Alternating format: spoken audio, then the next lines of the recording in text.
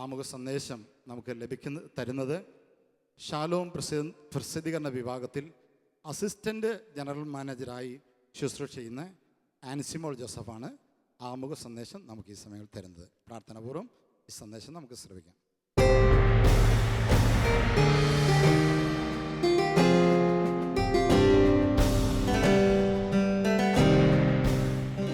പ്രിയ സഹോദരങ്ങളെ, വിശുദ്ധ 10-ാം പിയൂസ് മാർപ്പാപ്പ ഇങ്ങനെ പറയുന്നു: പരിശുദ്ധ അമ്മയുടെ അടുക്കൽ ചെല്ലാതെയും അമ്മയെ സന്ദർശിക്കാതെയും ആർക്കും അമ്മയുടെ കരങ്ങളിൽ ഇരിക്കുന്ന ഉണ്ണി ഈശോയുടെ അടുക്കൽ ചെല്ലുവാനും ഉണ്ണി ഈശോയെ കാണുവാനും സാധിക്കുകയില്ല.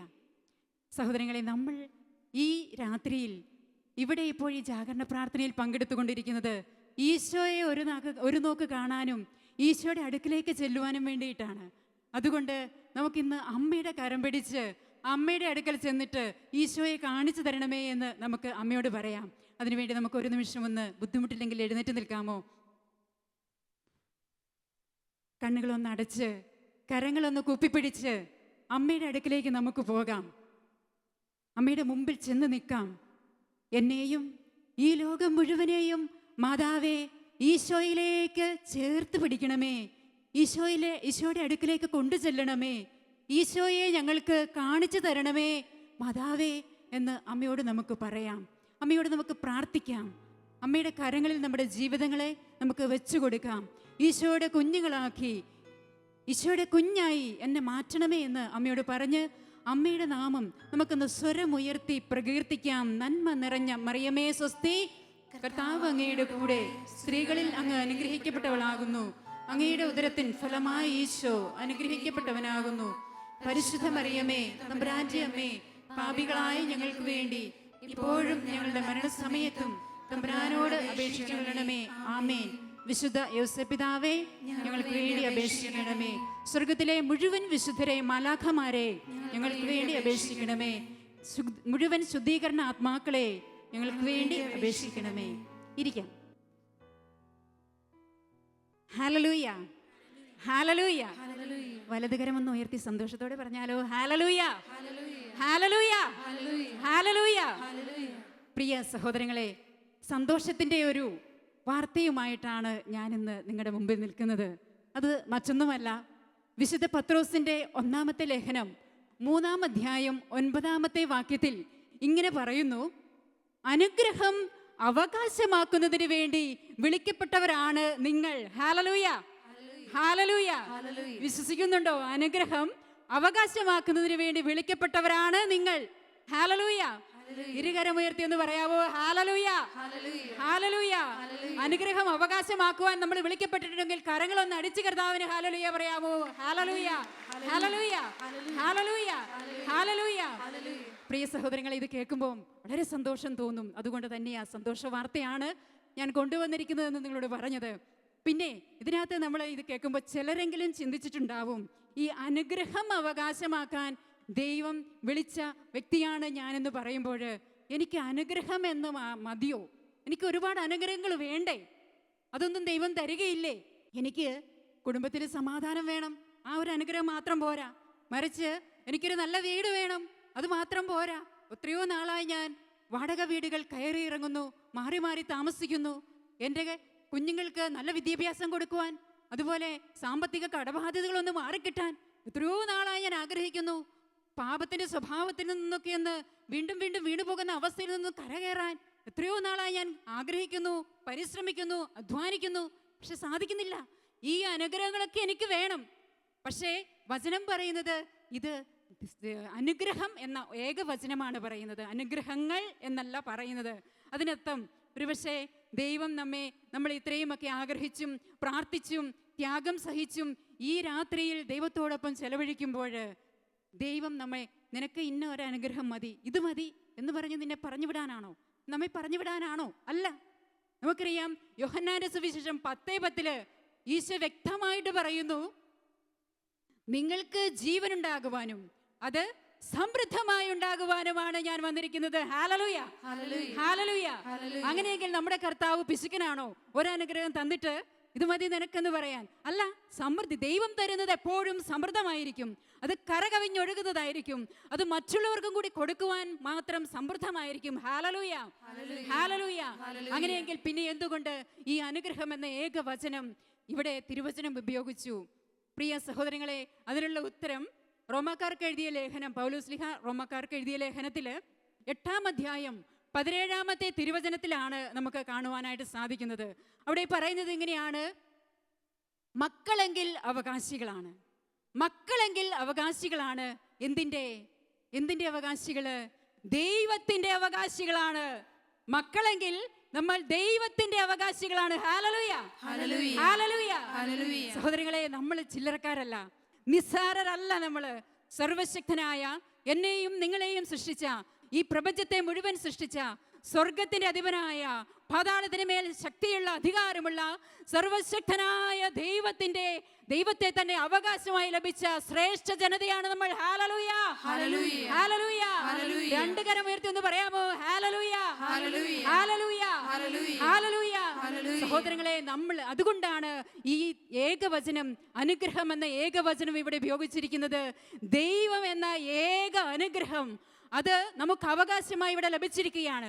അത് ലഭിച്ചാൽ പിന്നെ നമ്മൾ ഈ ഒരുപാട് അനുഗ്രഹങ്ങൾ, അത് വേണം, ഇത് വേണം, രോഗശാന്തി വേണം, അല്ലെങ്കിൽ വീട് വേണം, കാറ് വേണം, സാമ്പത്തിക കടബാധ്യത മാറണം, അല്ലെങ്കിൽ സമാധാനം വേണം, ഇങ്ങനെ നൂറുകൂട്ടം പ്രശ്നങ്ങളുമായിട്ട് എനിക്ക് ഇന്ന അനുഗ്രഹങ്ങളൊക്കെ വേണം എന്ന് പറഞ്ഞ് നമ്മൾ പുറകെ യാചിച്ച് നടക്കേണ്ടതായിട്ടില്ല.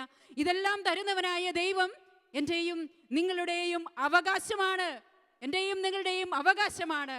പ്രിയ സഹോദരങ്ങളെ, തുടർന്നുള്ള വചനം പറയുന്നത് ഇതാണ്: ക്രിസ്തുവിന്റെ കൂട്ടവകാശികളാണ് നമ്മള്. ക്രിസ്തുവിന്റെ കൂട്ടവകാശികൾ, ദൈവത്തിന്റെ അവകാശികളും ക്രിസ്തുവിന്റെ കൂട്ടവകാശികളുമാണ് നമ്മൾ. ഹല്ലേലൂയ, ഹല്ലേലൂയ, ഹല്ലേലൂയ. ശക്തിയോടെ ഹല്ലേലൂയ, ഹല്ലേലൂയ. സഹോദരങ്ങളെ, ഇങ്ങനെയെങ്കിൽ നമുക്ക് ദൈവം മാത്രം മതി, ദൈവം മാത്രം മതി. അപ്പോൾ നമുക്കൊരു സംശയം തോന്നിയേക്കാം, ഇനി എന്തുകൊണ്ടാണ്, എങ്ങനെയായാലാണ് നമ്മൾ ദൈവത്തിന്റെ അവകാശികളാണ്? ദൈവത്തിന്റെ മക്കളെങ്കിൽ അവകാശികൾ എന്നാണ് തിരുവചനം പറഞ്ഞു വെക്കുന്നത്. നമ്മൾ മക്കളാണോ എന്നൊരു സംശയം ഒരുപക്ഷെ നമുക്ക് തോന്നിയേക്കാം. മക്കളാണെന്ന് നമുക്കറിയാം, നമ്മൾ ദൈവമക്കളാണ് എന്ന് നമ്മൾ 100 വട്ടം പറയുകയും ചെയ്യും. പക്ഷേ നമ്മുടെ ജീവിതം കണ്ടാൽ ചിലപ്പോൾ നമ്മൾ ദൈവത്തിൻ്റെ മക്കളാണോ, അത് ആരുടെ മക്കളാണെന്ന് നമുക്ക് അറിയത്തില്ല. അതുപോലെ നമുക്ക് തോന്നും. അങ്ങനെ ഒരു ചിന്ത, അങ്ങനെ ഒരു ഭാവത്തിലാണ് ദൈവമക്കൾ എന്നുള്ള ബോധ്യം നമുക്ക് ഇല്ലാതെയാണോ നമ്മൾ ജീവിക്കുന്നത് എന്ന് നമ്മുടെ ജീവിതം കാണാൻ നമുക്ക് തോന്നും. പ്രിയ സഹോദരങ്ങളെ, 2 കൊറിന്തോസ് 6:18 തിരുവചനത്തിൽ ഇങ്ങനെയാണ് പറയുന്നത്: ഞാൻ നിങ്ങൾക്ക് പിതാവും നിങ്ങൾ എനിക്ക് പുത്രന്മാരും പുത്രികളും ആയിരിക്കുമെന്ന് സർവശക്തനായ ദൈവം അരുളി ചെയ്യുന്നു. ഹല്ലേലൂയ, ഹല്ലേലൂയ, ഹല്ലേലൂയ, ഹല്ലേലൂയ. ഉറപ്പുണ്ടോ ഇതില്? ഇത് സർവശക്തനായ ദൈവം പറയുന്നതാണ്, മറ്റാരുമല്ല. നമ്മൾക്ക് നമ്മുടെ പിതാവാണ് എന്ന്, നമ്മുടെ അപ്പനാണ് എന്ന്, നമ്മൾ അവരുടെ പുത്രനാണ് എന്ന് പറയുന്ന സർവശക്തനായ ദൈവം തന്നെ പറയുകയാണ്: ഞാൻ നിങ്ങൾക്ക് പിതാവാണ്, നിങ്ങൾ എനിക്ക് പുത്രന്മാരും പുത്രികളുമാണ്. ഹല്ലേലൂയ, ഹല്ലേലൂയ, ഹല്ലേലൂയ. സഹോദരങ്ങളെ, തുടർന്ന് സങ്കീർത്തനങ്ങള് 2-ാം അധ്യായം 8-ാമത്തെ തിരുവചനത്തിൽ വീണ്ടും കർത്താവ് നമുക്ക് ഉറപ്പ് നൽകുകയാണ്. അവിടുന്ന് എന്നോട് അരുളി ചെയ്തു. ആര്? കർത്താവ് എന്നോട് അരുളി ചെയ്തു, നീ എൻ്റെ പുത്രനാണ്. അപ്പം നീ എൻ്റെ പുത്രിയുമാണ്, നീ എൻ്റെ പുത്രനാണ്, അതുപോലെ നീ എൻ്റെ പുത്രിയാണ്. ഇന്ന് ഞാൻ നിനക്ക് ജന്മം നൽകി. നീ എൻ്റെ പുത്രിയാണ്, നീ എൻ്റെ പുത്രനാണ്. നിനക്ക് ജന്മം നൽകിയത് ഞാനാണ്, സർവശക്തനായ ദൈവം തന്നെയാണ്. അതുകൊണ്ട് നീ എന്നോട് ചോദിച്ചു കൊള്ളുക. ആരോട്? അപ്പനോട് ചോദിച്ചു കൊള്ളുക. ഞാൻ നിനക്ക് ജനതകളെ അവകാശമായി നൽകും. ഹല്ലേലൂയ, ഹല്ലേലൂയ, ഹല്ലേലൂയ. ഭൂമിയുടെ അതിരുകൾ നിനക്ക് അവകാശമാകും, ഭൂമിയുടെ അതിരുകൾ നിനക്ക് അധീനമാകും. ഹല്ലേലൂയ, ഹല്ലേലൂയ, ഹല്ലേലൂയ. പ്രിയ സഹോദരങ്ങളെ, ഇത് ദൈവം തൻ്റെ മക്കൾക്ക് ഓരോരുത്തർക്കും നൽകുന്ന അവകാശമാണ്, അധികാരമാണ്. ഇത് സ്വന്തമാക്കുവാൻ വിളിക്കപ്പെട്ടവരാണ് നമ്മളിങ്ങനെ അതില്ല, ഇതില്ല, മറ്റതില്ല എന്നൊക്കെ പറഞ്ഞ് മറ്റുള്ളവരുടെ മുമ്പിൽ കുഞ്ഞിക്കൂടി ഏറ്റവും നിസ്സാരരായി എന്നെ കൊണ്ടൊന്നിനും കൊള്ളില്ല എന്നൊക്കെ ചിന്തിച്ചും ഭാവിച്ചും നടക്കേണ്ടവരല്ല. മറിച്ച് ജനതകളുടെ അവകാശം, ഭൂമിയുടെ അതിരുകൾ അവകാശമായി അധീനപ്പെടുത്തേണ്ടവരാണ് നമ്മൾ. Hallelujah, hallelujah. ഇത് ഒരുപക്ഷെ തിരുവചനത്തിൽ തിരുവചന താളുകളിൽ എഴുതി വച്ചിരിക്കുന്ന വചനമാണ്, അക്ഷരങ്ങളാണ് എന്ന് നമ്മൾ ധരിച്ചു പോയേക്കാം. അത് മാത്രമല്ല, തിരുവചനത്തിൽ കർത്താവ് നൽകുന്ന ഉറപ്പ് മാത്രമല്ല, മറിച്ച് ദൈവം തൻ്റെ മക്കളുടെ ജീവിതത്തിലേക്ക് ഇറങ്ങി വന്ന് യാഥാർത്ഥ്യമാക്കുന്ന വചനം കൂടിയാണ്. ഹല്ലേലൂയ, ഹല്ലേലൂയ, ഹല്ലേലൂയ. സഹോദരങ്ങളെ, അമേരിക്കയിലെ ഏറ്റവും പ്രശസ്തയായ ഒരു സംഗീതജ്ഞയാണ്. സംഗീത ലോകത്തിലെ ഏറ്റവും മികച്ച ഒരു വ്യക്തിയായിരുന്നു Natalie Cole. Natalie Cole American സംഗീത ലോകത്തെ ഏറ്റവും മികച്ച ഒരു പ്രതിഭയായിരുന്നു. അവൾ തൻ്റെ ജീവിതത്തെക്കുറിച്ച് പറയുമ്പോൾ അവളുടെ ജീവിതത്തിൽ നമുക്കറിയാം, ഗ്രാമി അവാർഡ്, സംഗീതത്തിന് ലോകോത്തരമായി നൽകപ്പെടുന്ന അവാർഡാണ് ഗ്രാമി അവാർഡ്. ഈ ഗ്രാമി അവാർഡ് ഒന്നും രണ്ടും അല്ല, മറിച്ച് ഗ്രാമി അവാർഡുകളുടെ വലിയൊരു നീണ്ട നിര തന്നെ ഈ നതാലി കോളിൻ്റെ ജീവിതത്തിലുണ്ടായി. അവളുടെ ജീവിതത്തിൽ ദൈവം കൊടുത്തു. എന്നാൽ ഇവളുടെ ജീവിതത്തിൻ്റെ ആദ്യകാലങ്ങളിലേക്ക്, പൂർവ്വചരിത്രത്തിലേക്ക് കടന്നു ചെല്ലുമ്പോൾ നതാലി തന്നെ പറയുന്നു, തൻ്റെ ജീവിതത്തെക്കുറിച്ച് പറയുന്നത് ഇതാണ്. നതാലിയുടെ പിതാവ് നാറ്റ് കിങ് കോൾ, അദ്ദേഹവും സംഗീത ലോകത്തെ പ്രഗത്ഭനായ ഒരു മനുഷ്യനായിരുന്നു. അദ്ദേഹത്തിൻ്റെ ജീവിതം, തിരക്കിട്ട യാത്രകൾ, മക്കൾക്ക് വേണ്ട സ്നേഹമോ വാത്സല്യമോ പരിഗണനയോ സംരക്ഷണമോ കൊടുക്കുവാൻ ഈ മാതാവിന് സാധിച്ചിരുന്നില്ല. അതുകൊണ്ട് തന്നെ ഒരു മാതാവിൻ്റെ സ്നേഹം അനുഭവിക്കാതെയാണ് നതാലി വളർന്നു വന്നത്. മാതാപിതാക്കളുടെ സ്നേഹം ലഭിക്കാതെ വളർന്നു വന്ന ഒരു കുഞ്ഞ് അത് ഏത്തരത്തിലായിത്തീരും എന്നുള്ളതിൻ്റെ ഏറ്റവും പ്രകടമായ അടയാളമായിരുന്നു നതാലിയുടെ ജീവിതം.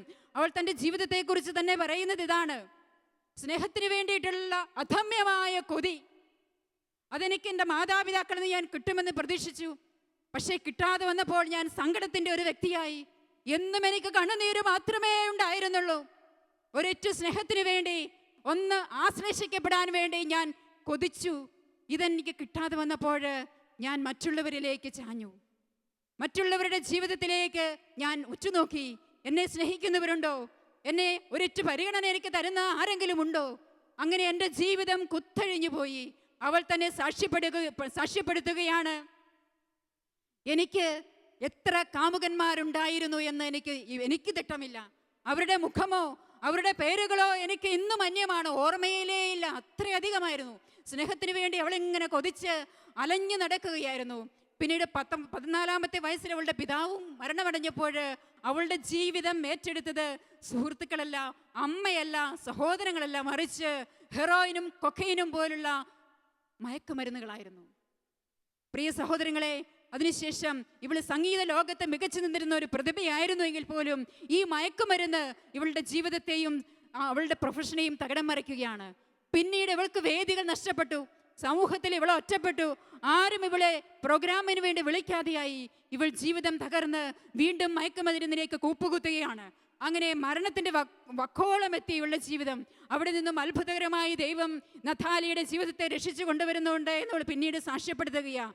ഇങ്ങനെ ജീവിതം തകർന്നടഞ്ഞ നതാലി അവളുടെ സ്വന്തം ആൻറ്റി, പിതാവിൻ്റെ സഹോദരി ബേയ് ആൻറ്റി എന്ന് വിളിക്കുന്ന അവളുടെ ആൻറ്റി അവളോട് യേശുവിനെ കുറിച്ച് പറഞ്ഞു കൊടുക്കുകയാണ്. അങ്ങനെ യേശുവിനെ കുറിച്ച് കൂടുതൽ അറിയും തോറും അവൾ സാക്ഷ്യപ്പെടുത്തുകയാണ്, യേശുവിനെ കുറിച്ച് ഞാൻ കൂടുതൽ അറിയും തോറും എനിക്ക് മനസ്സിലായി ഇവനെ തന്നെയാണ് ഇത്രയും കാലം ഞാൻ അന്വേഷിച്ച് നടന്നത്. ഇവന്റെ സ്നേഹത്തിന് വേണ്ടിയിട്ടാണ് ഞാൻ ഇത്രയും നാളും പരതി നടന്നത്, അലഞ്ഞു നടന്നത്. ഈ ആനന്ദത്തിന് വേണ്ടിയിട്ടാണ് ഞാൻ മറ്റുള്ളവരുടെ മുമ്പിൽ കെഞ്ചി നിന്നത്, മറ്റുള്ളവരുടെ മുമ്പിൽ യാചിച്ചു നിന്നത്. പക്ഷേ എനിക്കിപ്പോൾ മനസ്സിലായി, എനിക്കിവനല്ലാതെ വേറൊരുവന്റെയും ആവശ്യമില്ല, ഒരു മനുഷ്യന്റെയും സ്നേഹം എനിക്ക് ആവശ്യമില്ല. അവൾ പറയുകയാണ്, ഞാൻ എന്നെ തന്നെ ഒരു കൊച്ചു കുഞ്ഞായി ദൈവത്തിൻ്റെ കരങ്ങളിൽ കൊടുത്തു. ദൈവത്തെ ഞാൻ എൻ്റെ പിതാവായി സ്വീകരിച്ചു. എനിക്ക് പിന്നെ ദൈവമല്ലാതെ മറ്റൊന്നിൻ്റെയും ഒരു മയക്കുമരുന്നിൻ്റെയും ആവശ്യമില്ലായിരുന്നു, ഒരു സുഹൃത്തുക്കളുടെയും ആവശ്യമില്ലാതായി തീർന്നു. ദൈവം സകലതിനും എനിക്ക് മതിയാവനായിരുന്നു. ഹല്ലേലൂയ, ഹല്ലേലൂയ, ഹല്ലേലൂയ. സഹോദരങ്ങളെ, ദൈവകരങ്ങളിലേക്ക് ആ കുഞ്ഞ് തൻ്റെ ജീവിതം വെച്ചു കൊടുത്തപ്പോൾ അവളുടെ ജീവിതം മാറ്റിമറിക്കപ്പെടുകയായിരുന്നു. പിന്നെ സംഭവിച്ചത്, ദൈവപിതാവ്, സർവശക്തനായ ദൈവം തന്നെ അവളുടെ ജീവിതം ഏറ്റെടുക്കുകയാണ്. അവൾക്ക് നഷ്ടപ്പെട്ടതെല്ലാം അവിടുന്ന് തിരിച്ചു കൊടുത്തു.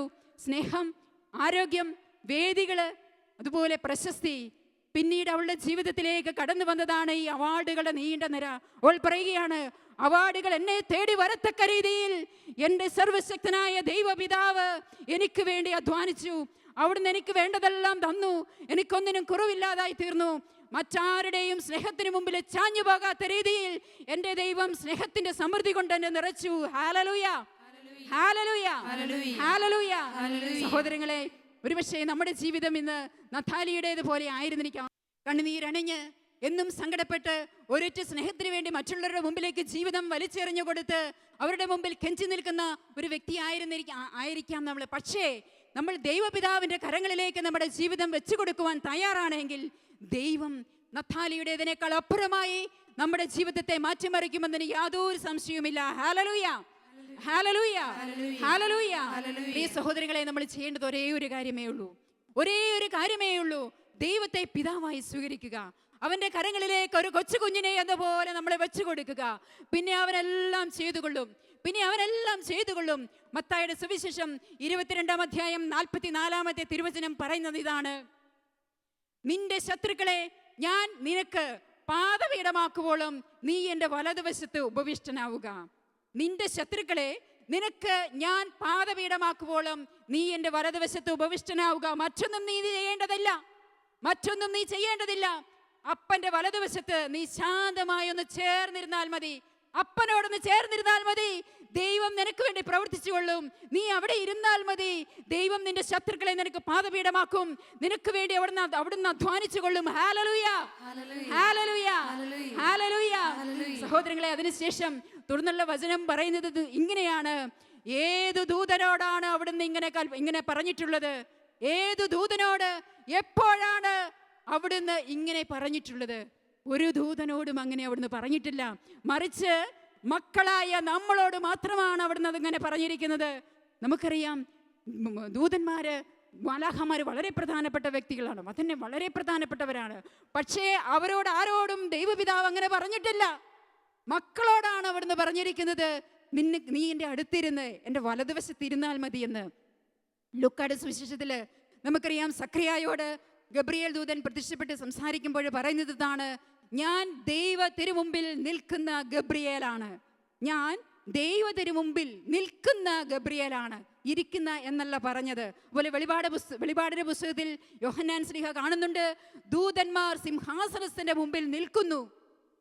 അതിനുശേഷം വീണ്ടും ഈശോ വെളിപാടിന്റെ പുസ്തകത്തില് യോഹന്നാന് വെളിപ്പെടുത്തി കൊടുക്കുകയാണ്: ഞാൻ വിജയം വരിച്ച് എൻ്റെ പിതാവിൻ്റെ സിംഹാസനത്തിൽ ഇരിക്കുന്നത് പോലെ വിജയം വരിക്കുന്നവനെ ഞാൻ എൻ്റെ സിംഹാസനത്തിൽ ഇരുത്തും. ഹല്ലേലൂയ. സന്തോഷത്തോടെ ഒന്ന് കരങ്ങളടിച്ച് കർത്താവിന് ഹല്ലേലൂയ പറയാമോ? ഹല്ലേലൂയ, ഹല്ലേലൂയ, ഹല്ലേലൂയ. കാരണം പ്രിയപ്പെട്ട സഹോദരങ്ങളെ, ദൂതന്മാർ ദൈവത്തിന്റെ സന്നിധിയിൽ നിൽക്കുന്നവരാണെങ്കിൽ നമ്മൾ മക്കൾ ദൈവത്തിന്റെ സിംഹാസനത്തിൽ ഇരിക്കുന്നവരാണ്. അവിടുത്തെ സിംഹാസനം അവകാശമായി ലഭിച്ചവരാണ്. സഹോദരങ്ങളെ, ഓർത്തു നോക്കുക, ഈ ദൈവത്തിന്റെ മക്കളാണ് നമ്മളെങ്കിൽ, ദൈവം നമ്മുടെ അപ്പനാണ് എങ്കിൽ, ദൈവത്തിൻ്റെതെല്ലാം നമുക്കും അവകാശപ്പെട്ടതാ. നമുക്കും അവകാശപ്പെട്ടതാ. അവനുള്ള സ്വർഗം അവൻ്റെതാണെങ്കിൽ സ്വർഗം എൻ്റെയുമാ. ഭൂമി അവൻ്റെതാണെങ്കിൽ ഭൂമി എൻ്റെയും അവകാശപ്പെട്ടതാ. പാതാളത്തിന് മേൽ അവന് അധികാരമുണ്ടെങ്കിൽ ഈ പാതാളത്തിന്റെ മേൽ എനിക്കും അവന് അധികാരമുണ്ട്. ഇതെല്ലാം എൻ്റെ ദൈവം എനിക്ക് തന്നിരിക്കുന്നതാ. പക്ഷെ ഒറ്റക്കാര്യം നാം അവനെ അപ്പനായി സ്വീകരിക്കണം. Hallelujah, hallelujah. അപ്പനായി സ്വീകരിക്കുന്ന ഏതൊരു കുഞ്ഞിനും ഈ ഭൂമിയിൽ സ്വർഗത്തിൽ ഒന്നിനും ഒരു കുറവുണ്ടാകില്ല. സഹോദരങ്ങളെ, നമ്മൾ ഓർക്കണം, കുഞ്ഞുങ്ങളെ എന്നാണ് ഈശോ ശിഷ്യന്മാരെ വിളിച്ചത്.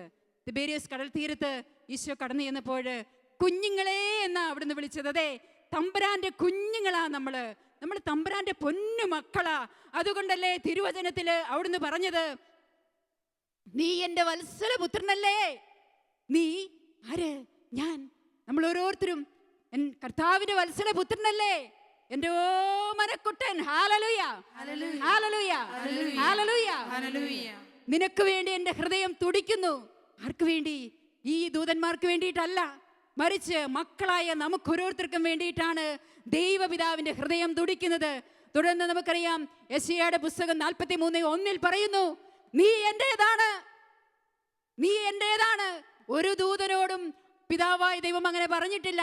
ഒരു ദൂതനോടും ദൈവം അങ്ങനെ പറഞ്ഞിട്ടില്ല നീ എന്റേതാണ് എന്ന്. മറിച്ച് നമ്മോട് ഓരോരുത്തരോടുമാണ് പറഞ്ഞിരിക്കുന്നത്, നീ എന്റേതാണ്, നിന്നെ ഞാൻ പേര് ചൊല്ലി വിളിച്ചിരിക്കുന്നു. നിനക്ക് പകരമായി ഒന്നും കൊടുക്കാനില്ല പ്രിയപ്പെട്ടവരെ. എൻ്റെ പൊന്നുമോനെ, പൊന്നുമോളെ, നിനക്ക് പകരമായി നീ അത്രമേൽ എനിക്ക് വിലപ്പെട്ടവനാ, നീ വിലമതിക്കാത്തവനാണ്, വിലമതിക്കാനാവാത്തവനാണ്, നീ എനിക്ക് ബഹുമാന്യനാണ്, നീ എനിക്ക് പ്രിയങ്കരനാണ്, ഏറ്റവും പ്രിയപ്പെട്ടവനാണ്. അതുകൊണ്ട് എത്യോപ്യയോ ഈജിപ്തോ സേബായോ എന്ത് തന്നെ കൊടുത്താലും നിനക്ക് പകരമാവില്ല. അതുകൊണ്ടാ ദൈവം തന്നെ നമ്മെ രക്ഷിക്കുവാൻ വേണ്ടി സ്വർഗത്തിൽ നിന്നും ഈ ഭൂമിയിലേക്ക് ഇറങ്ങി വന്നത്. ഹല്ലേലൂയ, ഹല്ലേലൂയ, ഹല്ലേലൂയ. സഹോദരങ്ങളെ, അതിനർത്ഥം എന്താ? നമ്മൾ ദൈവത്തോളം വിലയുള്ളവരാണ് എന്നാണ്. ദൈവപുത്രനോളം വിലയുള്ളവരാണ് നമ്മൾ. കർത്താവിന് നമുക്ക് നല്ലോണം ക്ലാപ്പ് കൊടുക്കാമോ? ഹല്ലേലൂയ, ഹല്ലേലൂയ, ഹല്ലേലൂയ. പ്രിയ സഹോദരങ്ങളെ, ദൈവത്തോളം വിലയുള്ളവരും ദൈവത്തെ അവകാശമായി ലഭിച്ചവരുമാണ് നമ്മളെങ്കിൽ ദൈവത്തിന്റെ സമസ്തവും നമുക്ക് അവകാശപ്പെട്ടതാണ്. തിരുവചനം പറയുന്നത് അതാണ്. സ്വർഗത്തിന്റെയും ഭൂമിയുടെയും ഉള്ള സകല അധികാരവും ഈ പുത്രൻ അവിടുന്ന് കൊടുത്തിട്ടുണ്ടെങ്കിൽ യേശുവിന്റെ കൂട്ടവകാശികളാണ് നമ്മളെങ്കിൽ ഇതിനു മുകളിലും ദൈവത്തിന്റെ അധികാരം മുഴുവനും നമുക്കുമുണ്ട്. ഹല്ലേലൂയ, ഹല്ലേലൂയ, ഹല്ലേലൂയ. അതിനുള്ള നല്ല ഏറ്റവും വലിയ തെളിവാണ് ഉൽപ്പത്തിയുടെ പുസ്തകം 1-ാം അധ്യായം 26, 27, 28 തിരുവചനങ്ങൾ. അവിടെ ദൈവം പറയുകയാണ്, നമുക്ക് നമ്മെ പോലെ തന്നെ മനുഷ്യനെ സൃഷ്ടിക്കാം, നമുക്ക് നമ്മെ പോലെ തന്നെ മനുഷ്യനെ സൃഷ്ടിക്കാം. അതിന് 27, 28 വചനങ്ങളിലേക്ക് വരുമ്പോൾ തന്നെ പോലെ തന്നെ മനുഷ്യനെ സൃഷ്ടിച്ചു. എന്നിട്ട് കടലിലെ മത്സ്യങ്ങളുടെ മേലും ആകാശത്തിലെ പറവകളുടെ മേലും ഭൂമിയിലെ സകല ചരാചരങ്ങളുടെ മേലും അവന് ആധിപത്യം നൽകി. Hallelujah, hallelujah. പക്ഷേ സഹോദരങ്ങളെ, ഇപ്പോൾ സംഭവിച്ചിരിക്കുന്നത് നമുക്ക് ഇതിന്റെ മുകളിലൊന്നും അധികാരമില്ല, ആധിപത്യമില്ല. ഈ പറഞ്ഞ കാര്യങ്ങളെല്ലാം നമ്മളുടെ മകളിൽ ആധിപത്യം വഹിക്കുന്നത് പോലെയാണ് നമ്മൾ ജീവിക്കുന്നത്. നമുക്കൊന്നുമില്ല, എന്നെ ഒന്നിനും കൊള്ളില്ല, നമുക്കെല്ലാത്തിനെയും ഭയമാണ്, പ്രത്യേകിച്ച് പിശാചിനെ ഭയമാണ്. അവനെ ഭയപ്പെടുകയേ വേണ്ട, അവന്റെ മുകളിൽ നിനക്ക് അധികാരം തന്നിട്ടുണ്ട് എന്ന് ലൂക്കാ 10:19 പറഞ്ഞിട്ടില്ലേ? എവിടുന്ന്? പാമ്പുകളുടെയും തേളുകളുടെയും ദുഷ്ടന്റെ സകല ശക്തികളുടെയും ഞാൻ നിങ്ങൾക്ക് അധികാരം തന്നിരിക്കുന്നു. ഹല്ലേലൂയ, ഹല്ലേലൂയ, ഹല്ലേലൂയ. പക്ഷെ ഒരു ഉറുമ്പിനെ വരെ പേടിയാ, നമുക്ക് ഒരു പുഴുവിനെ വരെ പേടിയാ. നമ്മൾ എന്തിനു പേടിക്കണം? നമ്മൾ സർവശക്തനായ ദൈവത്തിന്റെ മക്കളാണ്. ഹല്ലേലൂയ, ഹല്ലേലൂയ, ഹല്ലേലൂയ. ദൈവത്തിന്റെ മക്കൾ ദൈവത്തിന്റെ മക്കളെ പോലെ ജീവിക്കണം. പുലിക്കുട്ടികളെ പോലെ ജീവിക്കണം. സിംഹക്കുഞ്ഞുങ്ങളെ പോലെ ജീവിക്കണം. അടിമകളെ പോലെയല്ല, ദാസികളെ പോലെയല്ല. ദൈവത്തിന്റെ മക്കൾ ദൈവത്തിന്റെ അഭിമാനത്തോടും ദൈവത്തിന്റെ ശക്തിയോടും കൂടി ജീവിക്കണം. നമ്മെ കുറിച്ചാണ് പ്രിയപ്പെട്ടവരെ തിരുവചനം സംഖ്യ 23-24 പറയുന്നത്. ഇതാ ഒരു ജനം സിംഹിയെ പോലെ അത് എഴുന്നേൽക്കുന്നു, സിംഹിയെ പോലെ അത് ഉണരുന്നു, സിംഹത്തെ പോലെ അത് എഴുന്നേൽക്കുന്നു. Hallelujah, hallelujah. സിംഹിയെ പോലെ പെൺസിംഹത്തെ പോലെ ഉണരുകയും സിംഹത്തെ പോലെ സിംഹരാജാവിനെ പോലെ എഴുന്നേൽക്കുകയും ചെയ്യേണ്ടവരാണ് നമ്മൾ. അതുകൊണ്ട് കർത്താവിന്റെ തിരുസന്നിധിയിൽ ദൈവത്തിന്റെ മക്കളെ പോലെ നമുക്ക് എഴുന്നേറ്റ് നിൽക്കാം. ദൈവത്തിന്റെ മക്കളെ പോലെ നമുക്ക് വ്യാപരിക്കുന്നവരാകാം. സാത്താന്റെ മുമ്പിൽ അധികാരമുള്ളവരായി നമുക്ക് ജീവിക്കാം. ഇരു കരങ്ങളും ദൈവതൃക്കരങ്ങളിലേക്കൊന്ന് ഉയർത്തിപ്പിടിച്ചുകൊണ്ട്, ദൈവമേ, ഇന്നു മുതൽ ഞാൻ നിന്നെ എൻ്റെ അപ്പനായി സ്വീകരിക്കുന്നു. ഞാൻ നിന്റെ കുഞ്ഞായിരിക്കും, നിന്റെ കുഞ്ഞായി ഞാൻ ജീവിക്കും. എനിക്ക് നിന്റെ അതേ അവകാശവും നിന്റെ അതേ അധികാരവും ശക്തിയും നീ നൽകിയിരിക്കുന്നു എന്ന് പറഞ്ഞുവല്ലോ കർത്താവേ. അത് സ്വീകരിക്കുവാൻ എന്നെ പ്രാപ്തനാക്കണമേ എന്ന് പ്രാർത്ഥിക്കാം. ദൈവത്തിന്റെ മകനും മകളുമായി ജീവിക്കുവാൻ കർത്താവേ എന്നെ ശക്തിപ്പെടുത്തണമേ എന്ന് പ്രാർത്ഥിച്ചുകൊണ്ട്, എൻ്റെ ദൈവം എൻ്റെ അപ്പനാണ്, എൻ്റെ അപ്പൻ സർവശക്തനായ ദൈവമാണ് എന്ന് വെച്ച് പറഞ്ഞ് ആ ദൈവത്തെ നമുക്ക് ഒന്നിച്ച് ആരാധിക്കാം. ഹല്ലേലൂയ, ഹല്ലേലൂയ, ഹല്ലേലൂയ, ഹല്ലേലൂയ, ഹല്ലേലൂയ, ഹല്ലേലൂയ, ഹല്ലേലൂയ. സ്വരത്തെ ഒന്ന് വിട്ടുകൊടുത്തുകൊണ്ട് ഇരു കരങ്ങളും ഉയർത്തി ദൈവമക്കളുടെ സ്വാതന്ത്ര്യത്തോടു കൂടി, ദൈവമക്കളുടെ അവകാശത്തോടു കൂടി, ദൈവമക്കളുടെ അഭിമാനത്തോടു കൂടി ദൈവത്തെ നമുക്ക് ഒന്നിച്ച് ആരാധിക്കാം. ഹല്ലേലൂയ, ഹല്ലേലൂയ, ഹല്ലേലൂയ. അപ്പനെ കണ്ടുകൊണ്ട്, ദൈവപിതാവിനെ കണ്ടുകൊണ്ട്, സർവശക്തനെ കണ്ടുകൊണ്ട്, ഹല്ലേലൂയ, ഹല്ലേലൂയ, ഹല്ലേലൂയ, ഹല്ലേലൂയ, ഹല്ലേലൂയ, ഹല്ലേലൂയ, ഹല്ലേലൂയ, ഹല്ലേലൂയ, ഹല്ലേലൂയ, ഹല്ലേലൂയ, ഹല്ലേലൂയ, ഹല്ലേലൂയ, ഹല്ലേലൂയ, ഹല്ലേലൂയ, ഹല്ലേലൂയ. ഈ ദൈവം എൻ്റെ ദൈവം, അതേ കർത്താവേ, എൻ പിതാവല്ലോ എന്താനന്ദം. അഭിമാനത്തോടെ പറയാം, ഈ ദൈവം എൻ്റെ ദൈവം, എൻ പിതാവല്ലോ സർവശക്തനായ എൻ്റെ ദൈവം, അവനാണ് എൻ്റെ പിതാവ്. സർവശക്തനാണല്ലോ എൻ്റെ ദൈവം. അപ്പനെ കണ്ടുകൊണ്ട് ഇല്ലില്ല അസാധ്യമായി ഒന്നുമില്ല. സാധ്യമായി ഒന്നുമില്ലാത്തവനാണ് എൻ്റെ അപ്പൻ. സർവശക്തനാണല്ലോ എൻ്റെ ദൈവം. ഇല്ലില്ല അസാധ്യമായി ഏറ്റുപറയാം നമുക്ക്. ഹൃദയത്തോടെ നമുക്ക് പറയാം. അഖിലാണ്ടത്തെ നിർമ്മിച്ചവൻ സർവ്വത്തെയും സൃഷ്ടിച്ച് പരിപാലിക്കുന്നവനാണ് എൻ്റെ പിതാവ്. പിതാവല്ലോ എന്നാനന്ദം. ഹല്ലേലൂയ. അഖിലാണ്ടത്തെ നിർമ്മിച്ചവൻ എൻ പിതാവല്ലോ എന്നാനന്ദം. ഇരുകരങ്ങളും ഉയർത്തി ഒരിക്കൽ കൂടി ആ പിതാവിനെ സ്വതന്ത്രമായിട്ടെന്ന് സ്വരമുയർത്തി ആരാധിക്കാമോ? ഹല്ലേലൂയ. ഹല്ലേലൂയ. ഹല്ലേലൂയ. ഹല്ലേലൂയ. ഹല്ലേലൂയ. അപ്പാ, അപ്പാ, അങ്ങയെ ഞങ്ങൾ സ്നേഹിക്കുന്നു. അവിടുന്ന് ഞങ്ങളുടെ പിതാവാണ്. ഓ ദൈവമേ, അവിടുന്ന് ഞങ്ങളുടെ അപ്പനാണ്. ഞങ്ങൾ അവിടുത്തെ കുഞ്ഞുങ്ങളാണ്, വാത്സല്യഭാജനങ്ങളാണ്. ഹല്ലേലൂയ. ഹല്ലേലൂയ. ഹല്ലേലൂയ. ഹല്ലേലൂയ. ഹല്ലേലൂയ. ഹല്ലേലൂയ. ഹല്ലേലൂയ. ഹല്ലേലൂയ. ഹല്ലേലൂയ. മക്കളായി തെരഞ്ഞെടുത്തതിന്, ദൈവത്തെ അപ്പനായി തന്നതിന് നന്ദി പറഞ്ഞുകൊണ്ട് ശാന്തമായി നമുക്കിരിക്കാം.